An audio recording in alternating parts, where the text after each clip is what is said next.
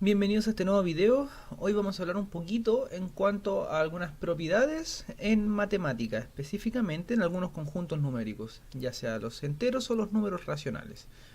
Para eso vamos a partir con unas propiedades que ustedes han visto ya desde quinto básico. Quizás no las recuerdan mucho, pero por eso vamos a repasar un poco aquellas propiedades que nos servirán en el futuro para poder resolver problemas matemáticos un poco más complejos. Propiedad número 1, conmutatividad. La conmutatividad es aquella propiedad que quizás ustedes han escuchado en el pasado que dice el orden de los factores no altera el producto. ¿Qué quiere decir esto? Quiere decir que A por B es exactamente lo mismo que B por A. Y esto se aplica también en la suma. A más B es lo mismo que B más A. De aquí nos damos cuenta de que podemos tener la conmutatividad en la multiplicación o en la adición, ya sea los números enteros o en los números racionales. Demos un ejemplo. 3 por 2 es lo mismo que 2 por 3. Y en la suma, esto sería lo mismo que 3 más 2, y es lo mismo que 2 más 3. Si cambiamos los números y tomamos números racionales o números enteros, va a ser exactamente lo mismo. Una forma de poder ver esto de la multiplicación es a través del área de un cuadrilátero. Si uno de sus lados mide 3 y el otro lado mide 7, el área de este cuadrilátero sería 3 por 7, lo cual nos daría 21. Ahora, imaginemos de que este mismo cuadrilátero nosotros lo rotamos, de tal modo que nos quede algo como lo siguiente. El valor de este lado sería 3 y el valor de este otro sería 7. Si nosotros multiplicamos los lados de este rectángulo, tendríamos 7 por 3, lo cual nos daría 21. Por lo tanto, seguimos manteniendo el área de este cuadrilátero, en este caso de este rectángulo inicial. Por lo tanto, decir 3 por 7 es lo mismo que decir 7 por 3. Número 2. Propiedad asociativa. Esta propiedad, en palabras simples, me permite a mí escoger cuál es el orden para realizar algunas operaciones. Por ejemplo, si yo tengo 3 más 2 más 5, si yo sumo estos números, me va a dar como resultado 10. Pero veamos, si yo sumo primero estos dos, me da 5, y luego si le sumo el otro 5, finalmente esto me da 10. Y de la misma forma, yo en vez de sumar el 3 con el 2 inicialmente, yo puedo sumar el 2 con el 5, y esto me da 7, a lo cual yo le sumo luego el 3, y eso igual me resulta 10. Por lo tanto, la asociatividad me permite a mí elegir, es decir, me permite ordenar a los elementos de estas operaciones, siempre y cuando sean las mismas operaciones que estén presentándose. En la multiplicación tendríamos algo como lo siguiente: 5 por 2 por 3, claramente es lo mismo que 5 por 2 por 3. Si yo primero realizo en este lado esa operación, me quedaría 10, y luego yo la multiplicaría por 3.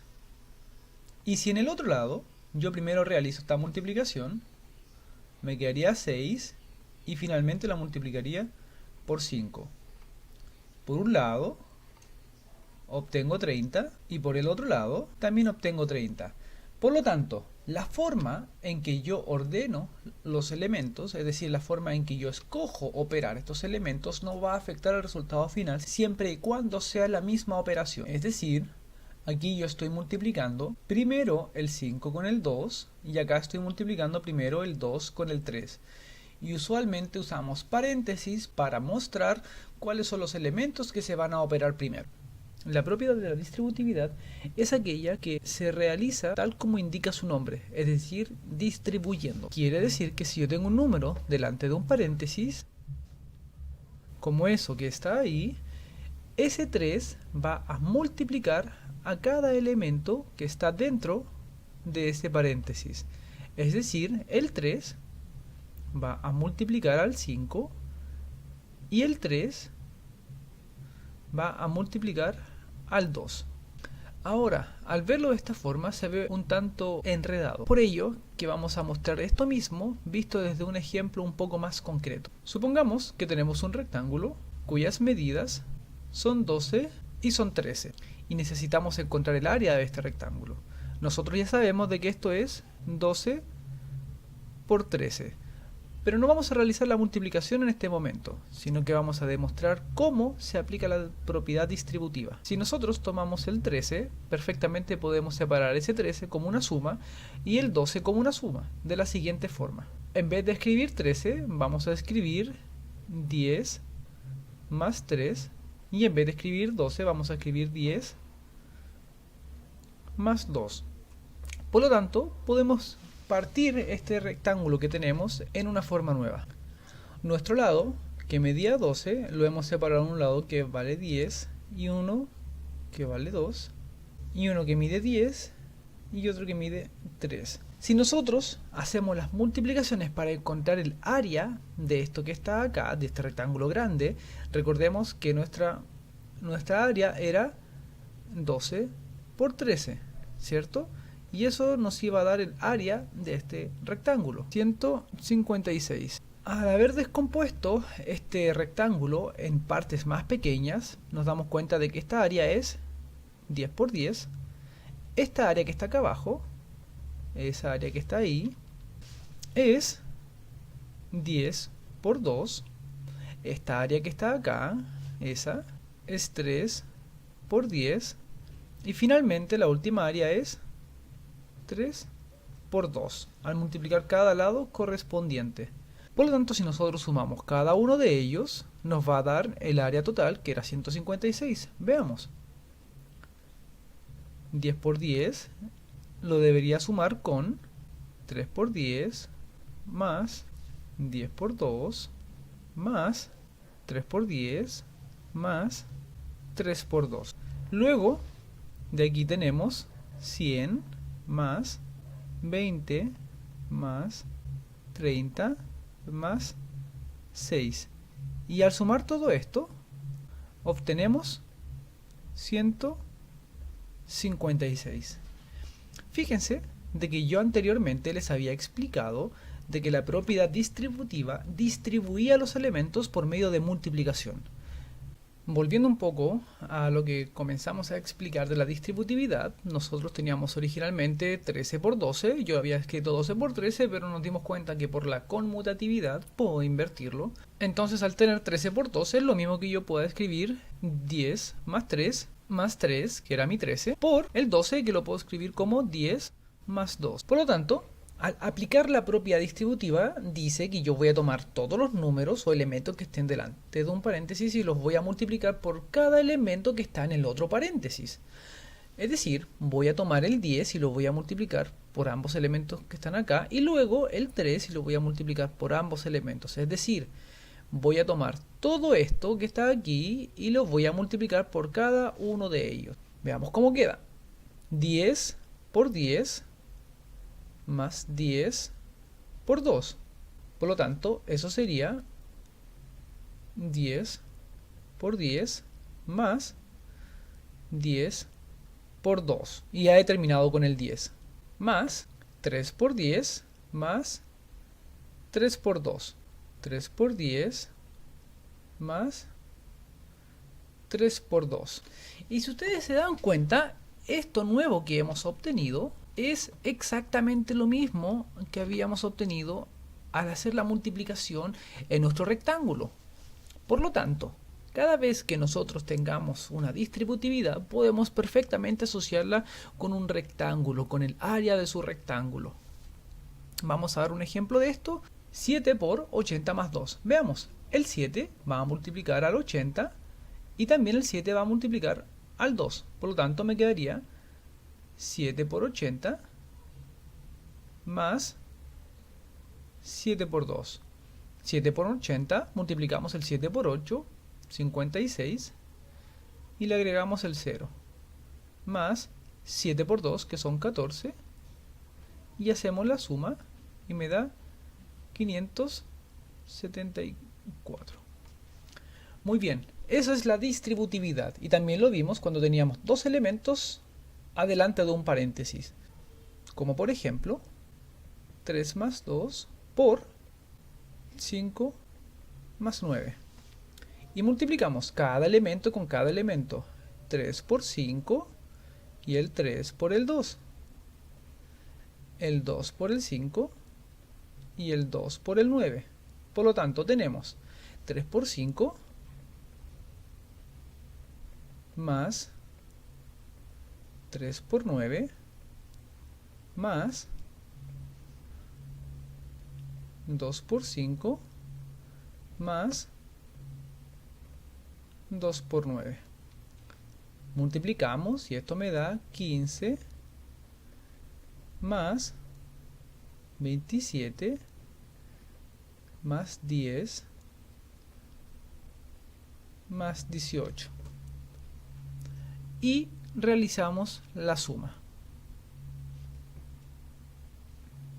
lo cual nos da 70. Bien, entonces aquí pudimos ver dos ejemplos de cómo realizar de cómo realizar la distributividad. Y también vimos el ejemplo de cómo se hace esto mismo utilizando el área de un rectángulo. Siguiente propiedad, elemento neutro. Para el elemento neutro vamos a considerar dos formas de poder identificarlo. La primera es para la adición y la segunda es para la multiplicación. Por lo tanto, el elemento neutro va a tener siempre un apellido. Elemento neutro en la suma o adición y elemento neutro en la multiplicación o el producto.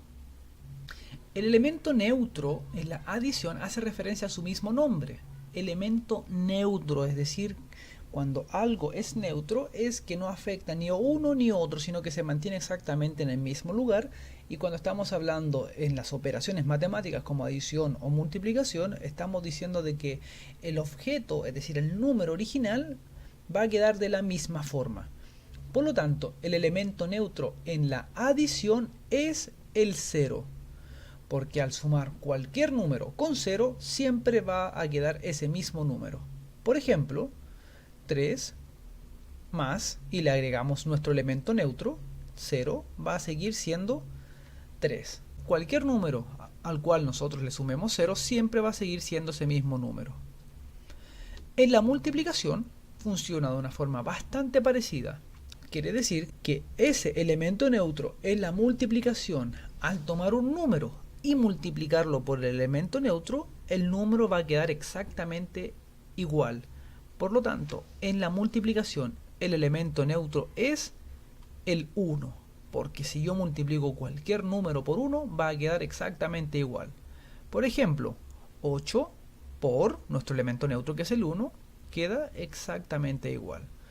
De aquí es que nosotros podemos diferenciar dos tipos de elementos neutros y es importante que los podamos recordar. Para la adición, que es el 0, y para la multiplicación, que es el 1. Siguiente propiedad, inverso de un número. De una forma bastante similar al neutro de un número que teníamos para la adición y para la multiplicación, el inverso de un número también va a depender de la adición o la multiplicación. Por lo tanto, tendremos un inverso aditivo y un inverso multiplicativo.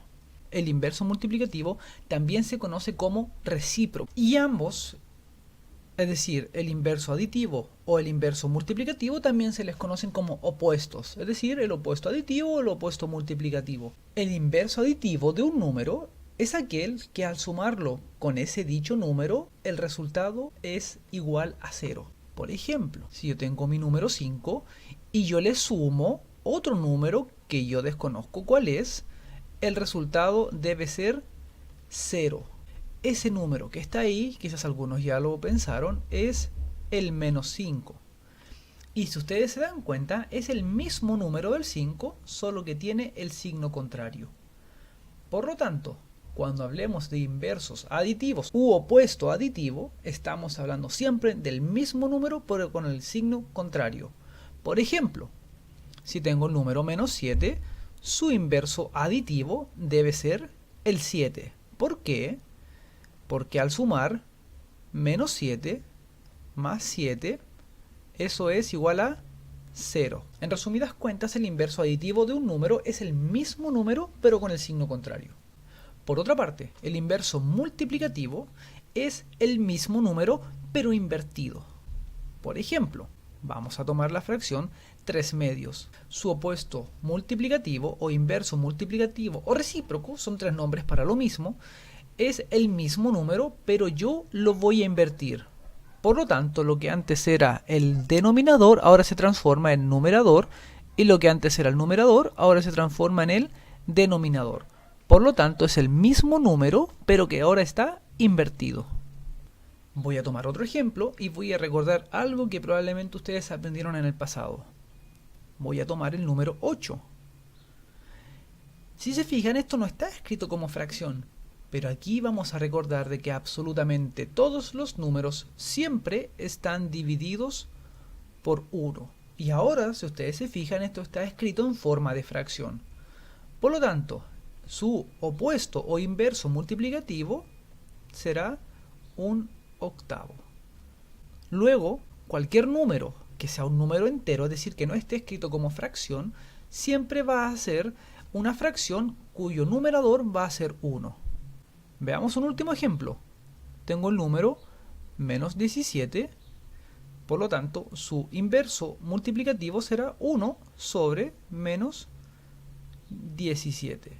Y aquí yo quiero hacer una observación. Si ustedes se fijan, en el inverso multiplicativo el signo siempre se mantiene, pero en el inverso aditivo el signo siempre se cambia al signo contrario. Y por último tenemos la propiedad de clausura. Esta propiedad es específicamente para conjuntos numéricos, los cuales hasta ahora ustedes conocen: los números naturales, que eran los números que nosotros contabilizamos como positivos, 1, 2, 3, etcétera, hasta el infinito. Y tenemos luego los números enteros, que son los números que van desde el menos infinito y que son igual que los naturales y que van de 1 en 1. Menos 2, menos 1, y estos incluyen al 0 y luego van hacia el otro lado hasta el infinito positivo. Y finalmente ustedes han conocido el conjunto de los números racionales, que son todos los números que se escriben de la forma de fracción, es decir, a sobre b, donde el a y el b tienen que ser, es decir, pertenecen al conjunto de los números enteros, es decir, tienen que ser como estos números que están acá arriba. Pero el b, es decir, el denominador, no puede ser 0. Ustedes en el futuro van a conocer más conjuntos numéricos, pero por ahora nos vamos a quedar únicamente con estos tres. Entonces, cuando estamos hablando de clausura, estamos hablando de que cada vez que nosotros realizamos una operación, ya sea adición, sustracción, multiplicación o división, la regla dice de que al utilizar dos números de un conjunto numérico, es decir, de este conjunto o de este otro conjunto o de este otro, o ya sea de cualquier otro conjunto, el resultado debe seguir perteneciendo a dicho conjunto. Por ejemplo, si yo realizo esta suma, 2 más 1, el 2 es un número natural y el 1 también es un número natural. Y el resultado es un 3, que también sigue siendo un número natural. ¿Qué pasaría si yo, por ejemplo, en vez de sumar 1, sumo 1 medio?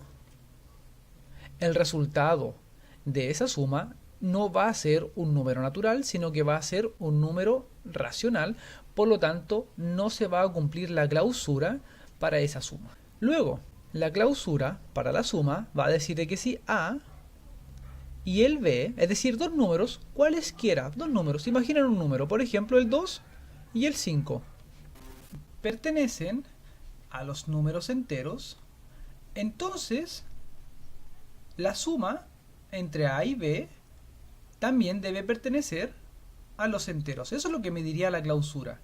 Por lo tanto, si tengo el 2 y el 5, que son números enteros, entonces la suma entre el 2 y el 5 debe pertenecer a los enteros. Y eso se cumple, 2 más 5 me da 7, y efectivamente el 7 sí pertenece a los números enteros, por lo tanto en la suma aquí se cumple la clausura. Veamos cómo sucede la multiplicación.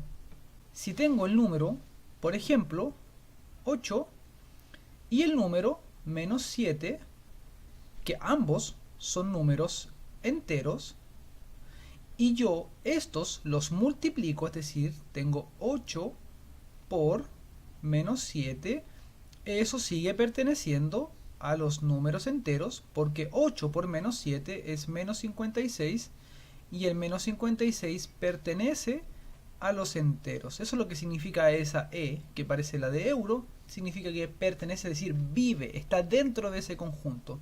Y un conjunto sería algo como esto, un lugar donde están todos los números que tienen las mismas características. En este caso, estamos hablando de los que son números enteros.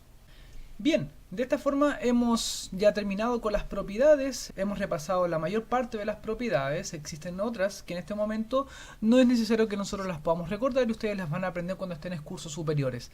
Pero hasta aquí son todas las propiedades que ustedes han visto y hemos agregado un poco más al conocimiento que ustedes tienen. Espero haberles sido de ayuda y espero que estas propiedades las puedan repasar, las puedan estudiar y puedan aprenderlas muy bien porque realmente se utilizan en casi todos los ejercicios.